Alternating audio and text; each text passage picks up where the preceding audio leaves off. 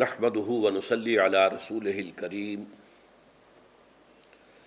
اما بعد فاعوذ بالله من الشیطان الرجیم بسم اللہ الرحمن الرحیم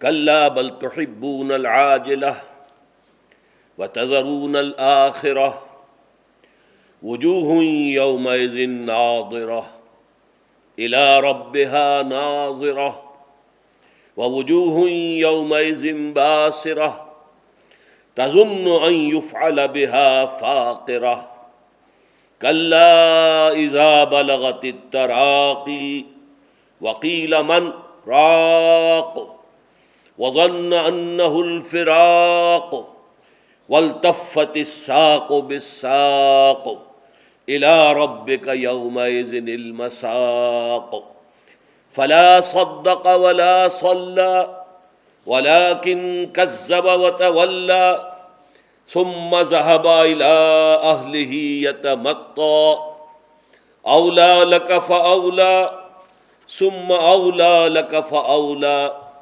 أيحسب الإنسان أن يترك سدى ألم يكن نطفة من مني يمنى ثم كان علقة فخلق فسوى فجعل منه الزوجين الذكر والأنثى أليس ذلك بقادر على أن يحيي الموتى بلى إن الله على كل شيء قدير ونحن على ذلك من الشاهدين والشاكرين والحمد لله رب العالمين رب اشرح لي صدري ويسر لي امري واحلل عقدة من لساني يفقهوا قولي اللهم ربنا الهمنا رشدنا واعذنا من شرور انفسنا اللهم ارنا الحق حقا وارزقنا اتباعه وارنا الباطل باطلا وارزقنا اجتنابه آمین یا رب العالمین۔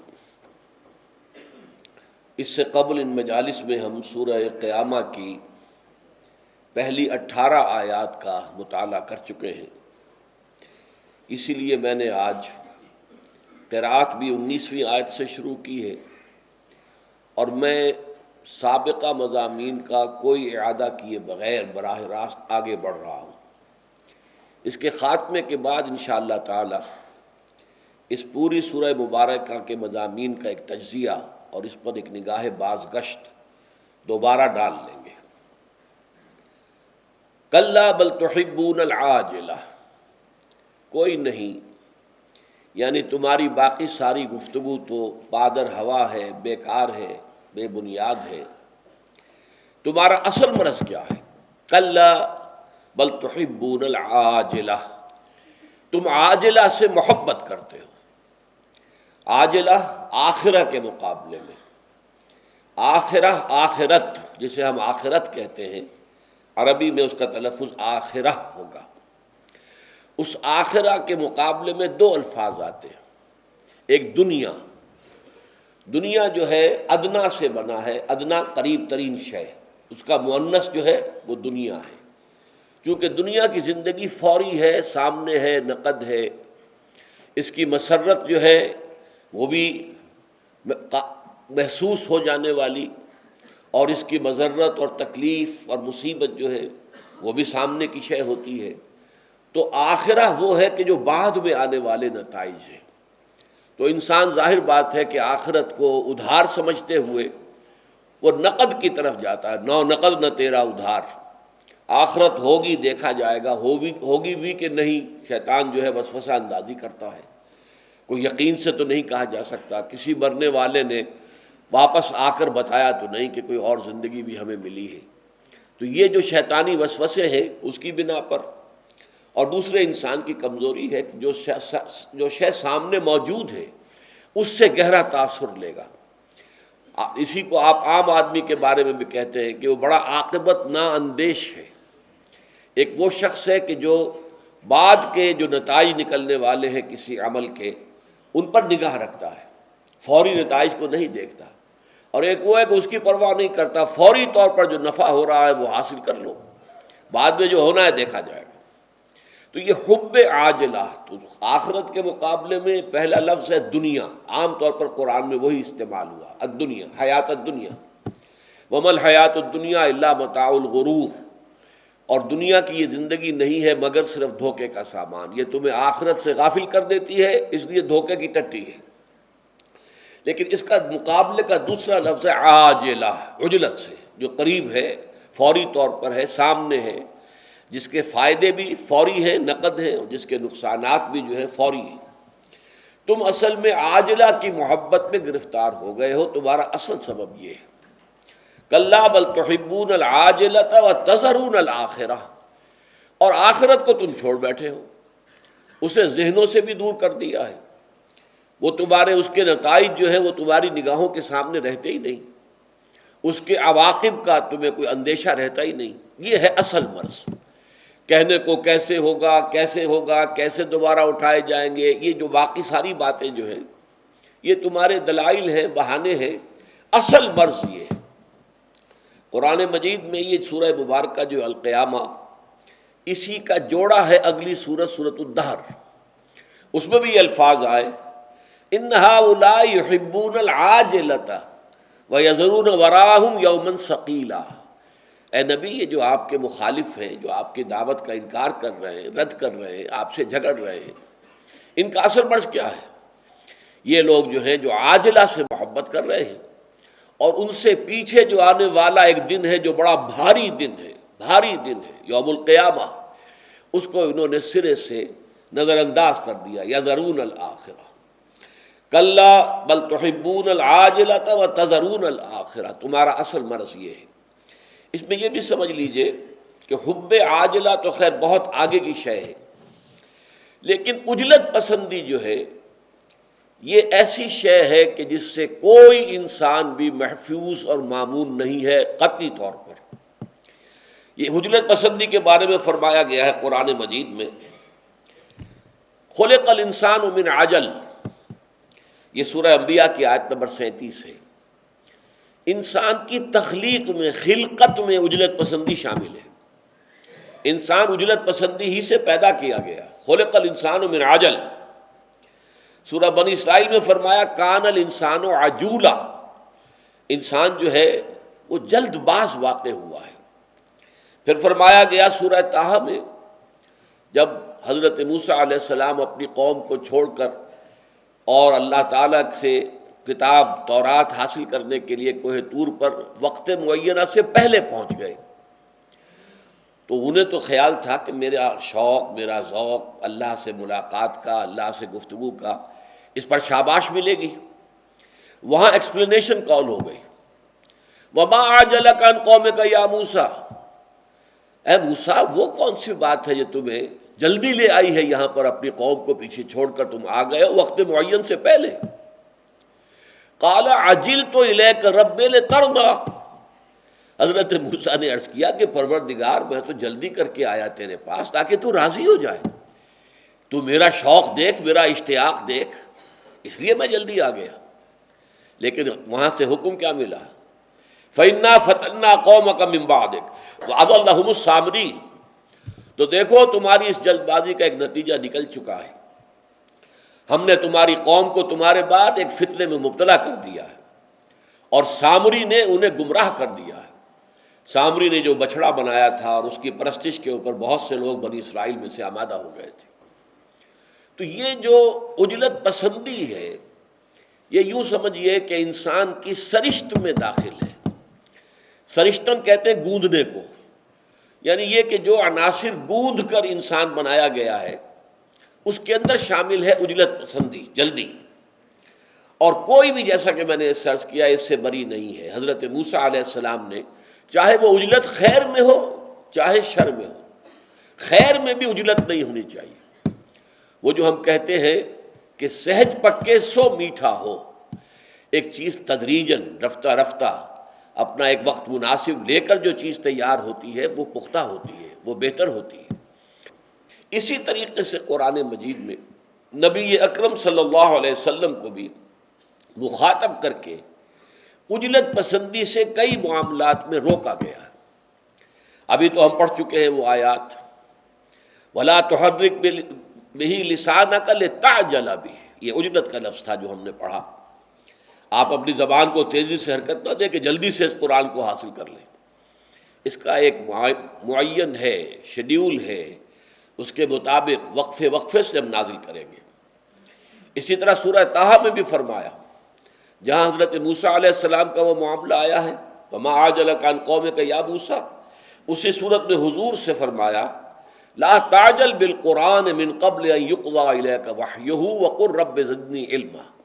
اے نبی، قرآن مجید کے لیے بھی جلدی نہ کیجیے اس سے قبل کہ اس کی وحی کا جو وقت ہے وہ پورا ہو. اسی طرح فرمایا ہے سورہ مریم میں ولا تعجل علیہم. ایک اور بات جو نبی اکرم صلی اللہ علیہ وسلم کے اور عام مسلمانوں کے ذہنوں میں آتی تھی وہ یہ تھی کہ ان کفار کی رسی کب تک دراز کی جائے گی، کب تک انہیں مہلت دی جائے گی. ان کے مظالم کی انتہا ہو چکی ہے، جس طریقے سے مسلمانوں کو ٹارچر کر رہے ہیں، آخر کب تک انہیں ملے گی مہلت؟ فرمایا لا تعجل علیہم، جلدی نہ کیجئے ان کے بارے میں، یعنی ان پر کوئی عذاب الہی جلدی آ جائے نہیں. اس میں بھی اللہ تعالیٰ کی اپنی حکمت ہے، اس کا اپنا ایک نظام ہے. ہر قوم کے لیے اس نے ایک مہلت معین کی ہے، وہ مہلت پوری نہ ہو جائے اس وقت تک عذاب نہیں آتا. اس لیے آپ اس معاملے میں بھی جلدی نہ کریں. اسی طریقے سے آتا ہے وَاصْبِرْ كَمَا صَبَرَ أُولُو الْعَزْمِ مِنَ الرُّسُلِ وَلَا تَسْتَعْجِلْ لَهُمْ. اور اے نبی صبر کیجئے جیسے کہ ہمارے بڑے بڑے اولو العزم رسول جو ہیں وہ صبر کرتے رہے. ذرا یاد کیجئے حضرت نوح نے 950 برس تک صبر کیا ہے. بہرحال یہ ہے کَلَّا بَلْ تُحِبُّونَ الْعَاجِلَةَ وَتَذَرُونَ الْآخِرَةَ وُجُوهٌ يَوْمَئِذٍ نَاظِرَةٌ. اب یہاں نقشہ کھینچا جا رہا ہے میدان حشر کا. جیسا کہ میں نے پہلے بھی آپ کو بتایا تھا کہ جب ہائی سکولز کے اندر جب ہم تھے تو 1 اپریل کو رزلٹ ڈکلیئر ہوتا تھا، سب کھڑے ہوتے تھے، تمام کلاسز جو ہیں 5ویں سے لے کر، اب تو خیر ہائی سکول 6ٹھی سے شروع ہوتا ہے، پہلے وہ 5ویں سے تھا. سب کھڑے ہوتے تھے. ابھی رزلٹ کا اعلان ہونا ہے لیکن رزلٹ جو ہے وہ لڑکوں کے ماتھے پر لکھا ہوا نظر آتا تھا. کسی کا چہرہ اترا ہوا ہے، معلوم ہے اس نے فیل ہونا، اسے معلوم ہے. بل الانسان علی نفسہ بصیرہ، انسان جو ہے اپنے نفس پر خود بصیرت کا حامل ہے، جانتا ہے میں کتنے پانی میں ہوں، کہاں کھڑا ہوں، جانتا ہے میں نے کیا کیا تھا امتحان کے اندر. وہی نقشہ ہوگا قیامت کے دن.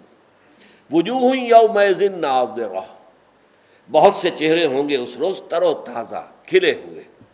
الی ربہا ناظرہ، وہ اپنے رب کی رحمت کے امیدوار ہوں گے. ایک تو اس کو انتظار کے معنی میں ناظرہ لیا گیا ہے، اور ایک ناظرہ اپنے لفظی معنی میں دیکھتے ہوئے ہوں گے اپنے پروردگار کی طرف. اس سے ایک مسئلہ نکلتا ہے کہ اللہ تعالیٰ کا کوئی دیدار، اس کی کسی شان کا ظہور جو ہے وہ عین میدان حشر میں بھی ہوگا، لیکن وہ دیدار حاصل کر سکیں گے صرف اہل ایمان. اس لیے کہ کلا انہم عن ربہم لمحجوبون، سورہ مطففین میں فرمایا گیا جو کافر ہوں گے وہ اس دن قیامت کے دن حجاب میں رہیں گے، پردے میں رہیں گے، محجوب ہوں گے، وہ اللہ کا وہ دیدار نہیں کر پائیں گے جو دیدار کے اللہ تعالیٰ کا اہل ایمان کو حاصل ہوگا عین حشر کے میدان میں. لہذا اس کے دونوں معنی ہو سکتے ہیں. وجوہ یومئذ ناظرہ، بہت سے چہرے ہوں گے اس دن تر و تازہ، کھلے ہوئے، خوش و خرم. وَوُجُوهٌ يَوْمَئِذٍ إِلَىٰ رَبِّهَا نَاظِرَةٌ، اور وہ اپنے رب کی طرف دیکھتے ہوئے ہوں گے یا اپنے رب کی رحمت کے امیدوار ہوں گے، منتظر ہوں گے. وَوُجُوهٌ يَوْمَئِذٍ بَاسِرَةٌ، بہت سے چہرے اس دن ہوں گے اداس، سوکھے ہوئے، پشمردہ. تَظُنُّ أَن يُفْعَلَ بِهَا فَاقِرَةٌ، انہیں یہ یقین ہوگا، یہ گمان ہوگا، گمان واثق ہوگا کہ اب ان کے ساتھ وہ سلوک کیا جائے گا جو کمر کو توڑ کر رکھ دے گا. انہیں معلوم ہے کہ یہ ہونا ہے، یہ تو جو کچھ رسولوں نے کہا تھا پورا پورا سچ ہو گیا، باعث بعد الموت ہو گیا، ہم دوبارہ اٹھا لیے گئے جیسا کہ وہ کہتے تھے، ہم انکار کرتے رہے لیکن وہ واقعہ تو صحیح نکلا. اب ہم حاضر ہیں یہاں پر پروردگار کے سامنے کھڑے، انہیں معلوم ہوگا کہ اب ہمارے ساتھ جو سلوک ہونے والا ہے وہ کیا ہے. یہ نقشہ قرآن مجید میں اور جگہوں پر بھی کھینچا گیا ہے. چنانچہ سورہ عبس میں فرمایا گیا وجوہ یومئذ مسفرہ ضاحکۃ مستبشرہ. ووجوہ یومئذ علیہا غبرہ ترہقہا قطرہ، بہت سے چہرے ہوں گے اس روز روشن، مسفرہ، روشن، ضاحکۃ، اور مسکراتے ہوئے ہوں گے، ان کے چہروں کے اوپر ایک ہنسی کی کیفیت ہوگی، ضاحکۃ مستبشرہ، اور وہ بشارتیں حاصل کر رہے ہوں گے، انہیں امید ہوگی کہ اللہ تعالیٰ کی طرف سے روح و ریحان و جنت و نعیم کی جو ہے نوید جافزہ اب ملنے والی ہے۔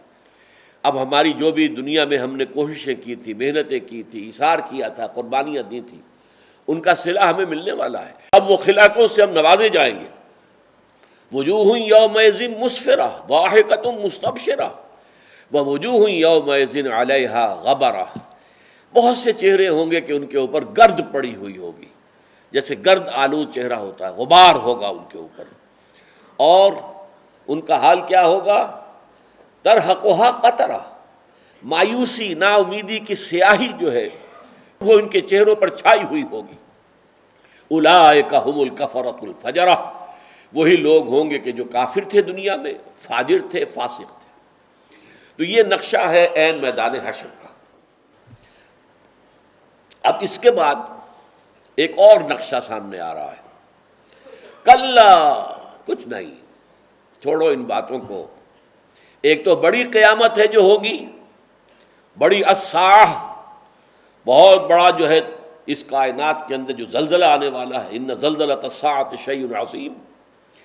ایک چھوٹی قیامت بھی ہے، وہ چھوٹی قیامت جس کی تلوار ہم میں سے ہر شخص کی گردن پر لٹکی ہوئی ہے، کچھ معلوم نہیں کب وہ تلوار گرے اور ہمارا خاتمہ ہو جائے۔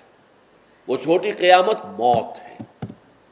حضور نے فرمایا من مات فقد قامت قیامتہ، جو مر گیا اس کی قیامت تو قائم ہو گئی، اس لیے کہ اب کچھ کمانے کا وقت ختم ہوا۔ جیسے امتحان میں کہا جاتا تھا stop writing, time is over, اب تمہارے کچھ لکھنے لکھانے کا، کچھ نمبر حاصل کرنے کا وقت ختم ہو چکا، بس جو لکھ چکے لکھ چکے، وقت ختم ہو گیا، اب تو نتیجے کا انتظار کرو۔ اب وہ قیامت صغریٰ، کلا اذا بلغت التراقی، جب جان آ کر ان ہنسلیوں کے اندر پھنس جائے گی۔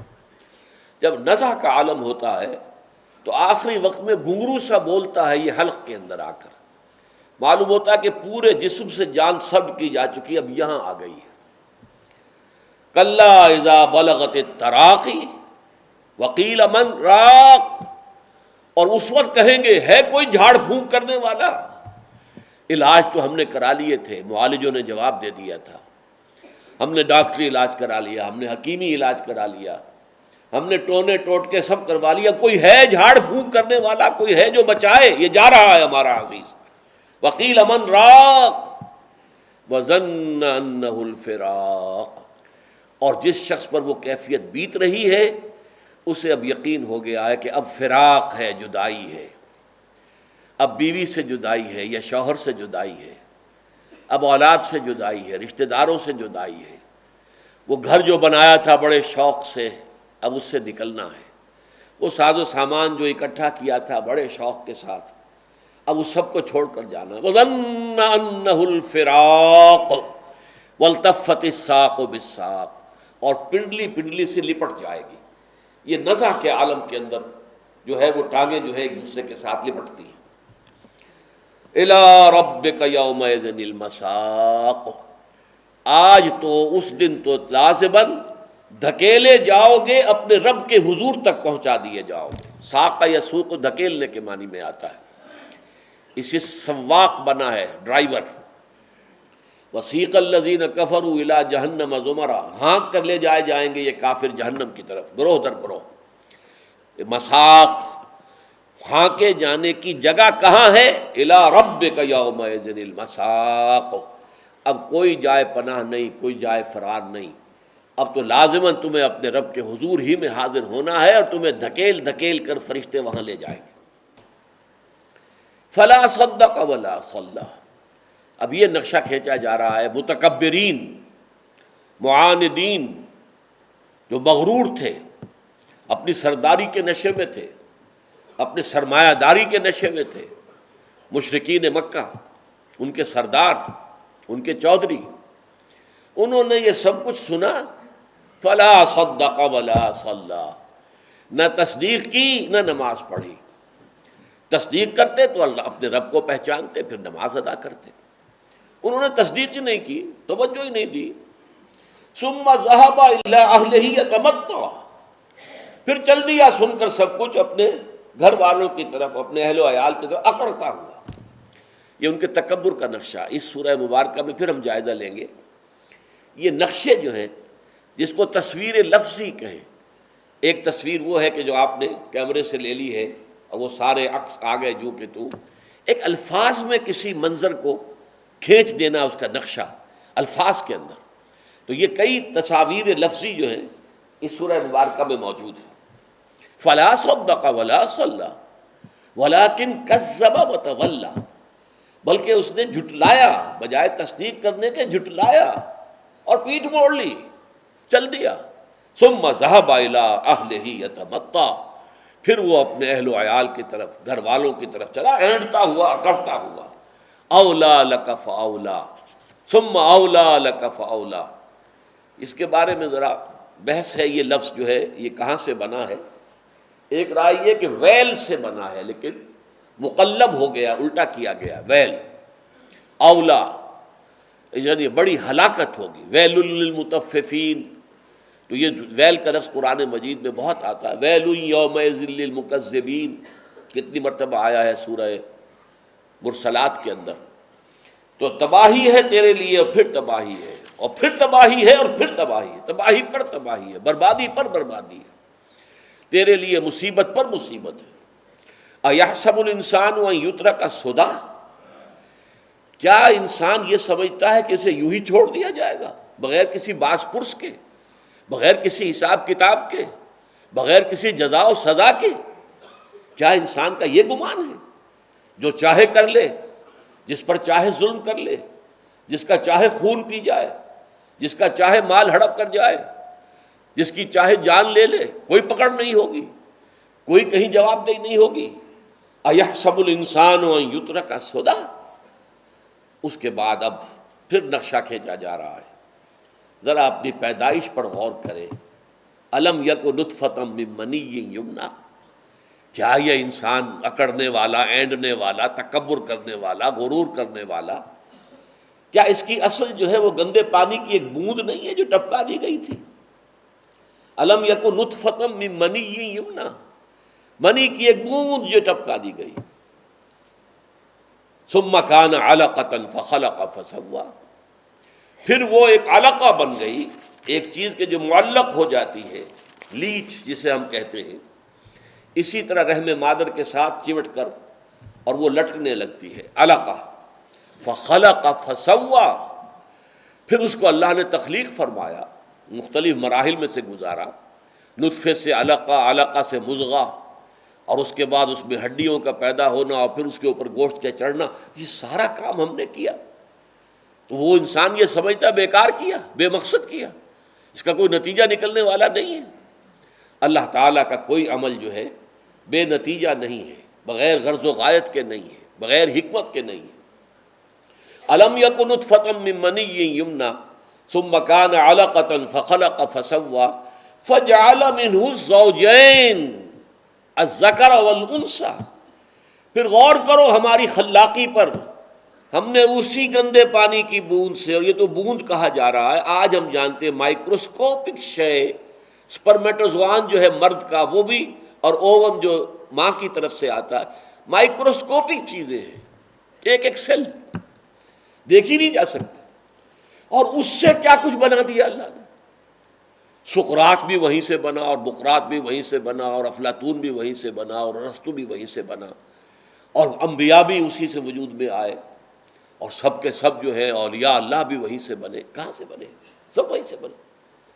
پھر یہ دیکھو کہ اسی میں سے کسی کو مرد بنا دیا، کسی کو عورت بنا دیا۔ ان کے جسمانی نظام، ان کا جو سائیکولوجیکل سٹرکچر ہے، ہر چیز کو تم دیکھو گے کہ مختلف، لیکن اسی ایک نطفے میں سے بنا آ رہا، چلا آ رہا ہے۔ فجعل منہ الزوجین، جوڑے بنا دیے، الذکر والانثیٰ، جن میں کہ مذکر بھی ہے، مؤنث بھی ہے، مرد بھی ہیں، عورت بھی ہیں، بیٹے بھی ہیں، بیٹیاں بھی ہیں۔ یہ معاملہ جو ہے میں نے کئی دفعہ آپ کو بتایا ہے، یہ جو امبریولوجی سے متعلق حقائق قرآن مجید میں بیان ہوئے ہیں، علم جنین جو ہے امبریولوجی، کہ رحم مادر میں وہ منی کی بوند اور پھر ماں کی طرف سے آنے والا ایک سیل، یہ تو دنیا کو معلوم ہی نہیں تھا کہ ماں کی طرف سے بھی کوئی حصہ آتا ہے۔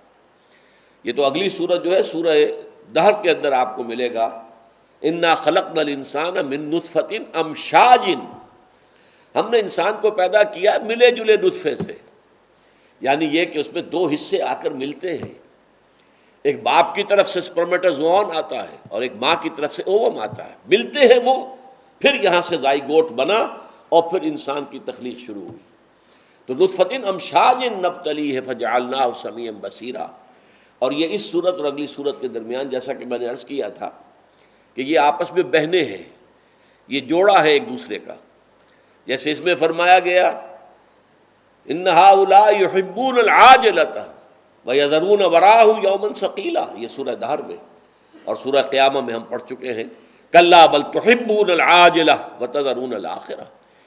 اسی طرح جو اینڈ ہوا ہے سورہ قیامہ کا، أَلَمْ يَكُن نُطْفَةً مِّن مَّنِيٍّ يُمْنَىٰ ثُمَّ كَانَ عَلَقَةً فَخَلَقَ فَسَوَّىٰ فَجَعَلَ مِنْهُ الزَّوْجَيْنِ الذَّكَرَ وَالْأُنثَىٰ، تو گویا کہ اسی کے ساتھ آگے سورہ دہر شروع ہو رہی ہے، هل أتى على الإنسان حين من الدهر لم يكن شيئا مذكورا إنا خلقنا الإنسان من نطفة أمشاج نبتليه فجعلناه سميعا بصيرا۔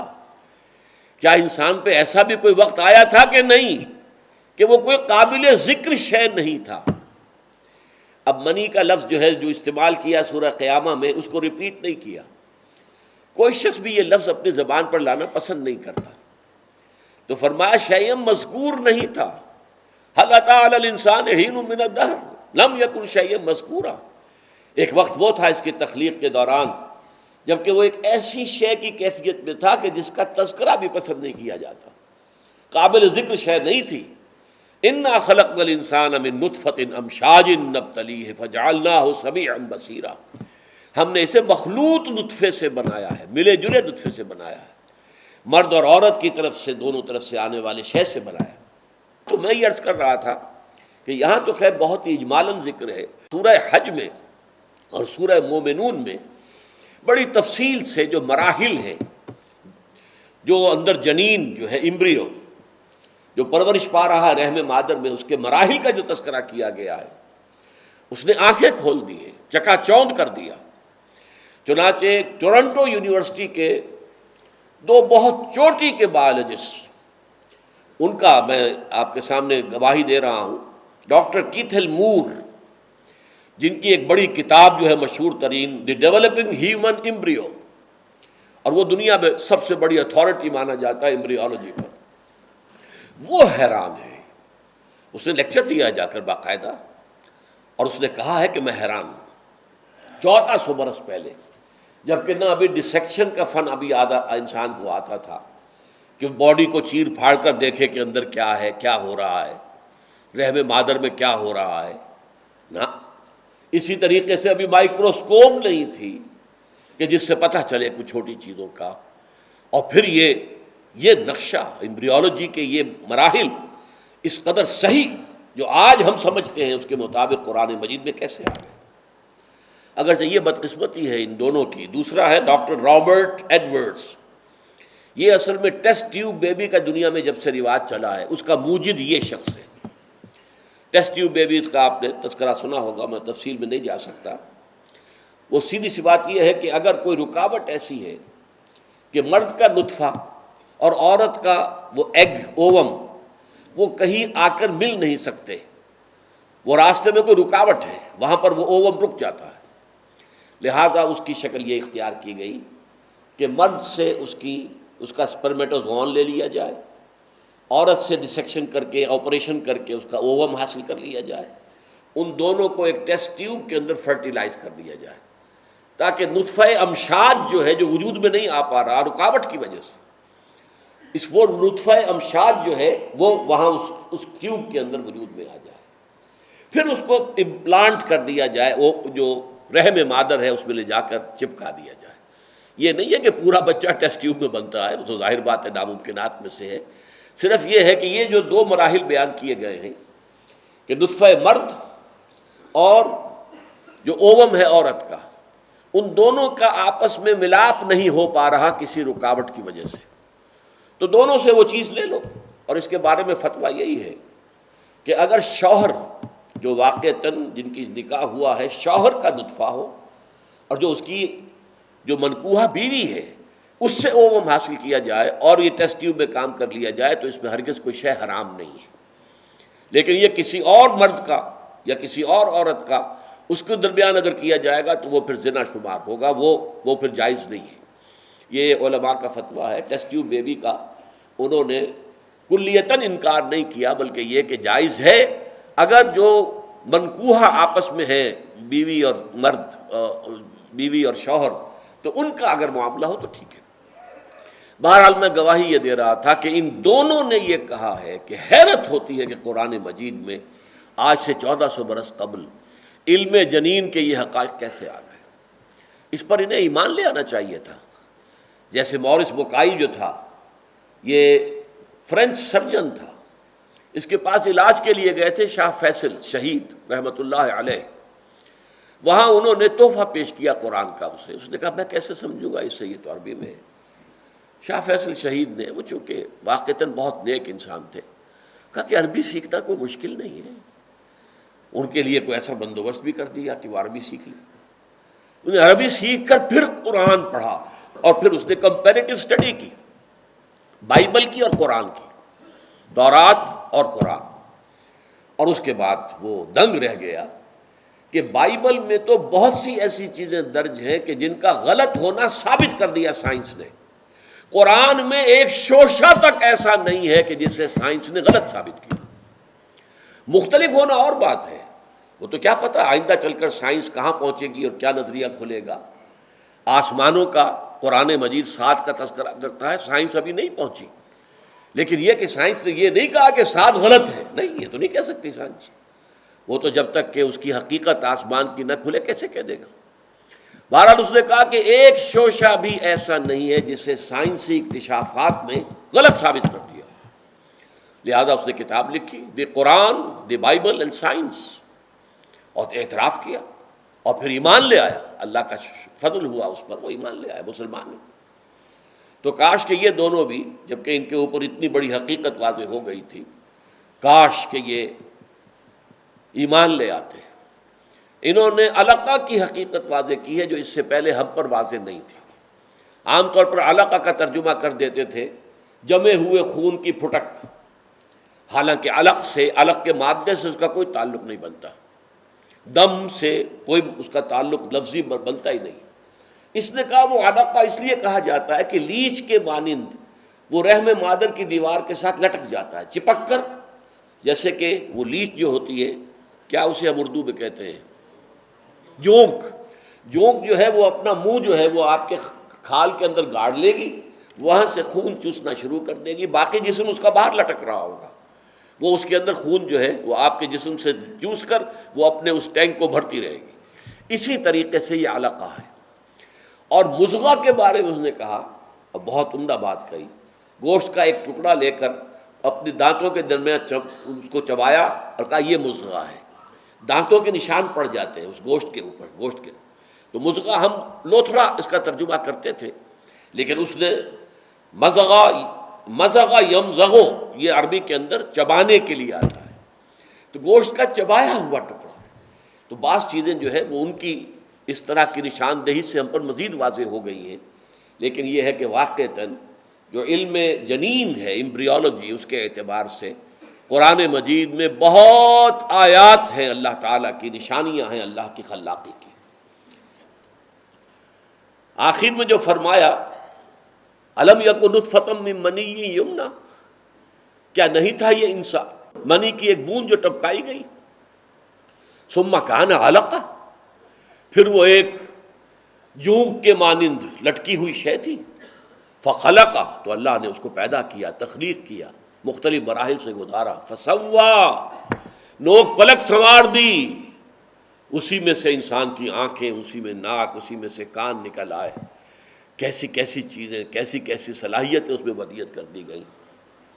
فجعل منہ الزوجین الذکر والانثی، اور پھر اس میں سے جوڑے بنا دیے، کوئی مذکر کوئی مؤنث، کوئی لڑکا کوئی لڑکی. یہ نوٹ کر لیجئے 12 ہفتے تک جنین کا سیکس جو ہے وہ ظاہر نہیں ہوتا، ڈفرینشیٹ نہیں ہوتا. تو اس اعتبار سے 3 مہینے کے بعد اصل میں معین ہوتا ہے کہ اب یہ لڑکا بنے گا یا لڑکی بنے گی. 12 ویکس. اب اس کے بعد فرمایا الیس ذالک بقادر علی ان یحیی الموتى، کیا وہ ہستی اس پر قادر نہ ہوگی کہ مردہ کو زندہ کر دے. یہ دلیل ہے اللہ تعالیٰ کی، جو دلیل ہے وہ یہ ہے در حقیقت کہ جب یہ سب کچھ اللہ نے بنایا، آسمان بنایا، زمین بنائی، چلو وہ تو تمہارے علم میں نہیں کیسے بنایا، تم جیسے بنے ہو تمہیں معلوم ہے نا، تم گندے پانی کی ایک بوند تھے، اس سے بنے ہو جو کچھ بنے ہو. تو اس کی خلاقی کا تصور کرو، اس کی قدرت کا اندازہ کرو. تم اس ہستی کے بارے میں یہ گمان کر رہے ہو کہ وہ مردہ کو زندہ نہیں کر سکے گا. کہیں قرآن یہ کہتا ہے دیکھو بھائی، کسی کام کو پہلی مرتبہ کرنا زیادہ مشکل ہوتا ہے یا دوسری مرتبہ کرنا؟ اب صاف عقل فیصلہ کرے گی پہلی مرتبہ کرنا مشکل ہوگا. ایک دفعہ آدمی کر لے تو پھر تو اس کے لیے آسانی ہو گئی. تو ہمارے لیے پہلی مرتبہ تمہیں پیدا کرنا مشکل تھا یا یہ دوبارہ پیدا کرنا مشکل ہوگا؟ تو جو بھی ایک سلیم الفطرت انسان جو ہے، وہ سلیم العقل انسان جو ماننے کے لیے تیار ہو بات کو کہ ہاں دلیل ہے، دلیل سے وہ بات کو مان لے، وہ باتیں قرآن مجید نے اسی انداز میں کی ہے. اب یہ کہ ہم اس طرح سورہ مبارکہ کا ذرا جائزہ دوبارہ لیں گے. اس سورہ مبارکہ میں جیسا کہ آپ کو معلوم ہے اول تا آخر بعث بعد الموت، موت کی اولین منزل، پھر میدان حشر، اس کا ذکر ہے. اس میں مستثنا ہے 4 آیات. لا تحرک بہ لسانک لتعجل بہ ان علینا جمعہ وقرآنہ فاذا قرأناہ فاتبع قرآنہ ثم ان علینا بیانہ. اگرچہ ایک ربط ہے کہ ان کا منکرین آخرت کا، منکرین رسول کا، منکرین خدا کا اصل سبب کیا ہے؟ کلا بل تحبون العاجلہ، تم عاجلہ کو پسند کرتے ہو. اسی طریقے سے ایک عجلت پسندی حضور کی طرف سے ہو رہی تھی جس پر کہ وہاں اللہ تعالیٰ نے آپ کو روک دیا. لا تحرک بہ لسانک لتعجل بہ، یہ عجلت پسندی تھی، اس سے حضور کو منع کر دیا گیا. یہی عجلت پسندی انتہا کو پہنچ جائے گی کہ جو کوئی سوال پیدا نہیں ہوتا کہ انبیاء اور رسل میں ہو سکے تو وہ حب عاجلہ بن جائے گی. لیکن یہ جو انسان کی سرشت میں ہے اجرت پسندی، اس کا جو ایک معاملہ تھا حضور کے ساتھ جو ہو رہا تھا قرآن کے ضمن میں، اس پر اللہ تعالیٰ نے ٹوک دیا. لیکن ایک بات نوٹ کر لیجئے کہ یہ در حقیقت اس موضوع پر قرآن کا ضرب سنام ہے. یہ 4 آیات جو ہیں اہم ترین ہے اس اعتبار سے. قرآن مجید کا نزول کیسے ہوا، قرآن مجید جمع کیسے ہوا، قرآن مجید کی تدوین کیسے ہوئی، یہ جمع بھی اللہ نے کیا ہے، اس کی تدوین اور ترتیب بھی اللہ نے معین کی ہے. اس قرآن کا اس اعتبار سے اس شکل میں ہونا جس شکل میں ہمارے سامنے ہے، یہ خالص اللہ کا فعل ہے جو اللہ تعالیٰ کے حکم سے محمد الرسول اللہ صلی اللہ علیہ وسلم نے کیا ہے.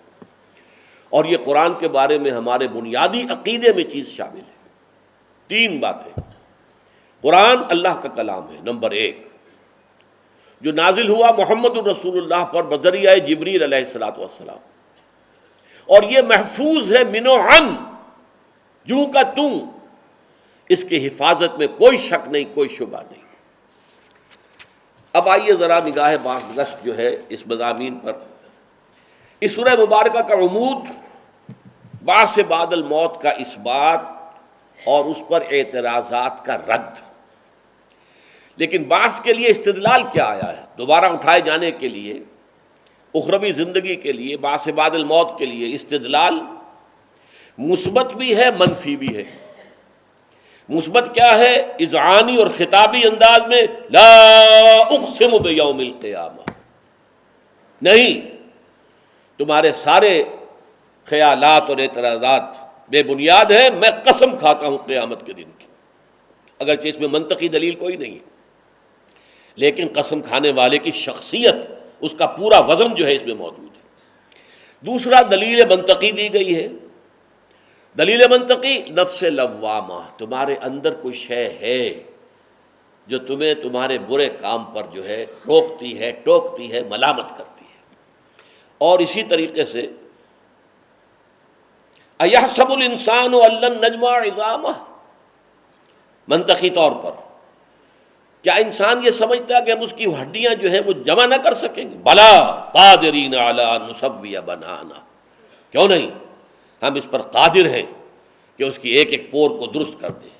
اب یہ بھی جو ہے یہ اذعانی دلیل ہے، لیکن جو اس کے لیے منطقی دلیل دی گئی وہ آخر میں آئی، الم یک نطفۃ من منی یمنی ثم کان علقۃ فخلق فسوی فجعل منہ الزوجین الذکر والانثی الیس ذلک بقادر علی ان یحیی الموتى۔ غور کرو اپنی تخلیق پر، تم گندے پانی کی ایک بوند تھے نا، پھر اس نے تمہیں بنایا، کیا کچھ بنایا، اسی میں سے مرد بنا دیا، اسی میں سے عورت بنا دی، کیا وہ ہستی اس پر قادر نہ ہوگی کہ مردہ کو زندہ کر سکے؟ ذرا سی بھی سلامتی طبع ہو اور سلامتی فطرت ہو، اس کا جواب فوراً آئے گا، بلا پروردگار یقیناً، جب تو ہر شے پر قادر ہے، تو گندے پانی کی ایک بوند سے انسان بنا کر کھڑا کر دیتا ہے، تو نے اس کائنات کو پیدا کیا، آسمانوں اور زمین کو پیدا کیا ہے، تو تیرے لیے قطعاً مشکل نہیں ہے کہ تو مردوں کو زندہ کر سکے۔ دوسری بات یہ کہ انکار جو کرتا ہے بعث بعد الموت کا، اس کا سبب کیا ہے؟ وہ سبب قرآن مجید نے بیان کیا دو جگہ پر، بل یرید الانسان لیفجر امامہ، انسان اصل میں چاہتا ہے، فسق و فجور کی زندگی کو جاری رکھنا چاہتا ہے، ظلم کو جاری رکھنا چاہتا ہے، ایکسپلائٹیشن کو جاری رکھنا چاہتا ہے، جو غلط جو مفادات حاصل کر رہا ہے ان سے دستبردار ہونے کو تیار نہیں ہے، اس لیے انکار کرتا ہے کہ اگر آخرت کو مانے گا تو اپنے طرز عمل کے اوپر پھر انسان کو نظر ڈالنی پڑے گی کہ میں صحیح چل رہا ہوں یا غلط چل رہا ہوں، لہذا جڑ کاٹنے کے لیے وہ آخرت ہی کا انکار کرتا ہے، کچھ نہیں ہوگا، کوئی زندگی نہیں۔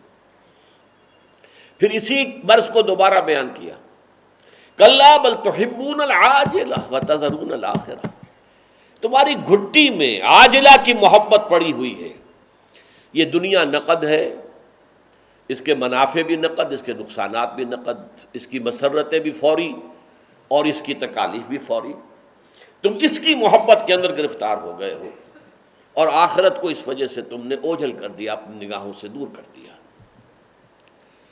پھر اس سورہ مبارکہ میں تین، جس کو میں نے کہا تھا تصاویر لفظی، قیامت صغریٰ کا منظر، جہاں سے ہمارا یہ عالم آخرہ شروع ہوتا ہے، میں نے حدیث آپ کو سنائی تھی، من مات فقط قامت قیامتو، وہ نقشہ کھینچا ہے نزع کا، کلا اذا بلغت التراقی وقیل من راق وظن انہ الفراق والتفت الساق بالساق الى ربک یومئذ المساق۔